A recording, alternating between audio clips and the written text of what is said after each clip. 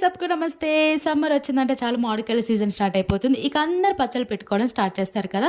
So, నేను పచ్చడి పెడుతున్నాను. 5 మ్యాంగోస్ తీసుకొని వాటర్‌లో 3 అవర్స్ నానబెట్టిన తర్వాత కాటన్ క్లాత్‌తో నీట్‌గా తుడిచేసి ఫ్యాన్ కింద ఆరబెట్టేసుకోవాలి. ఇక నా పెనిమిటిని రిక్వెస్ట్ చేస్తే కాయలన్నిటిని ముక్కలుగా కట్ చేసి నీట్‌గా తుడిచిచ్చాడు. మా ఇవాన్ కూడా మమ్మీ పచ్చడి పెడుతోంది కదా అని చాలా హెల్ప్ చేశాడు. ఆలోపు నేను స్టవ్ మీద ఒక ప్యాన్ పెట్టేసుకొని ఒక స్పూన్ ఆవాలు, ఒక స్పూన్ జీలకర్ర, పావు స్పూన్ మెంతులు వేసి కలర్ చేంజ్ అయ్యే వరకు వేయించేసుకొని పౌడర్ చేసుకున్నాను. ఆ తర్వాత ఇంకో ప్యాన్ పెట్టేసుకొని పచ్చడికి సరిపడా ఆయిల్ వేసుకొని హీట్ చేసుకొని స్టవ్ ఆఫ్ చేశాను.